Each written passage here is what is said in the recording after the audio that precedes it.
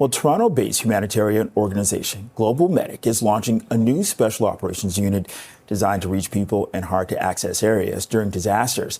The unit will deploy fat trucks. These are amphibious, all-terrain vehicles that can play a critical role in flood and snow rescue operations. Joining me live right now to talk more about this is Rahul Singh, Executive Director of GlobalMedic. Rahul, thanks a lot for taking time to join us. You know, you guys do such great work, and you give us a look at the machinery, the equipment that you all use. You know, I remember when we were talking about skids and how you all were using those during the wildfires. Yeah, actually, the wildfire skid program has been hugely successful. Remember, that was the tank on the welded skid with pump and hose, turns any pickup truck into a fire truck. But right now, I'm standing in front of a fat truck. That unit's made in Quebec. It's a phenomenal unit. And over my shoulder, well behind me, is the Argo Sasquatch. That's a monster that's made up the road here in New Hamburg, Ontario. And these are our new amphibious rescue units that we're going to help people that are impacted here in Ontario by disaster with. Okay, so Rahul, you know, there are times where people can, you know, volunteer to help you all pack kits to help to send to those in need. But, you know, there are times where you all also, you know, benefit from financial donations. And you're giving us a look at how those financial donations are put to use with this machinery. Yeah, absolutely. Now, listen, this is an Ontario Corps funded project. This is from the province, right? That we've used some of the funding to buy equipment like this. We love it when volunteers come out and help us pack aid. We love it when volunteers come out and help us, you know, to rescue folks or do more technical stuff. Let me just tell you just quickly about this equipment, though. You see the size of those tires? They're almost as tall as me. We can actually put these trucks into the water because they're amphibious.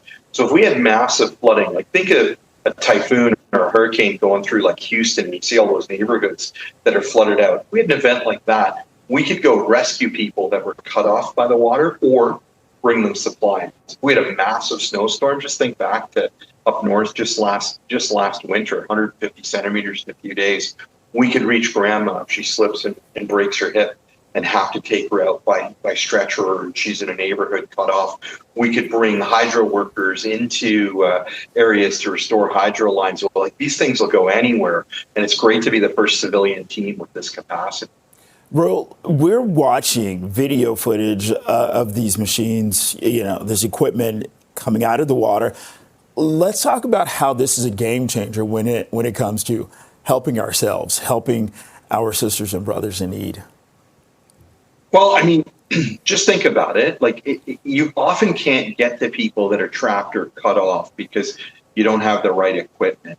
And sometimes, like, you know, you can get in on a snowmobile, but like if somebody's elderly or got a broken hip, you can't really move them out on the snowmobile. If you had a unit with tracks, it's great, but then you can't use that in water. You certainly can't necessarily use it in other conditions. This is just the next iteration. And the fact that they're Canadian made, and that unit over my shoulder, over my left shoulder, is Ontario made. Like, it's amazing to think that we're a group of Ontario rescuers that are going to go help people that are impacted by disasters in Ontario, so basically Ontarians. And now we're going to be equipped with and powered by rescue equipment made in Canada, made in Ontario. Like, it's just phenomenal. It's such a hyper local story. Yeah, Rahul, what prompted this?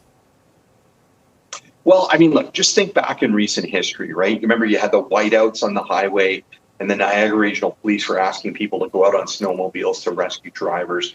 Last year, you had that the big thing on Highway 11, massive snow. The truck drivers were stuck. Entire neighborhoods were like 4 feet under snow. You couldn't reach folks. You look at the flooding. You look at the flooding that happens down south. It's going to happen here. Just think of that nursing home evacuation a little bit ago, where, you know, you've got firefighters that are coming in on rigid boats to go and rescue grandma now, and now you're really traumatizing grandma out of the nursing home. Well, this isn't traumatic, right? We can drive right in, get in. There's comfort, there's warmth, it's a seat. We have to move the stretcher. We can do that as well. I mean, just look at the size of the units, right? And then we can bring people to safety. This is the last, you've heard of the last mile? This is the last 100 meters, right? This is us getting in, rescuing the person, bringing them into safety. We're seeing enough of this with climate change. We're seeing more disaster events, more people in harm's way, and we don't want to, you know, miss out on the ability to help people. And launching this program it's phenomenal. And the fact that a lot of this kit is made in our country, like, it's amazing. Hey, Rahul, if there's a situation where I say, listen, I need y'all to get the Sasquatch in here, is this something that we just reach out to GlobalMedic directly for? Do we, talk to police or fire? How does this work?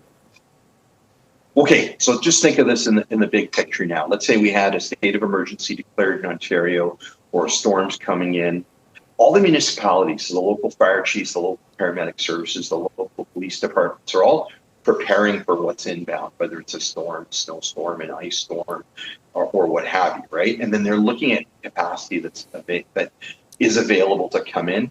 And then the province has the EMO, the Emergency Management Center, the PEOC, and all this. And they'll reach out and they'll say, hey, GlobalMedic's got this capacity available. So if we know massive snow is coming into Gravenhurst or something, we'll move these units up along with, some of our folks to drive, right? And then we'll be able to take local rescuers in to do that last 100-meter rescue. It's just like another deployable asset where we're under the incident commander's lead, and we're just the tool, the pointy edge of the stick to go and save that life. All right. Rahul Singh, Executive Director of GlobalMedic. Thanks a lot for this behind-the-scenes look. And hey, always a pleasure, and thank you for the work that you guys do. Bakari, two quick things. I got to get you in one of these. Let's put it in a pond together and get it on the water to see how it works. Okay. Let's go, Jay. All right. I like it. Sounds great. Thanks, Rahul.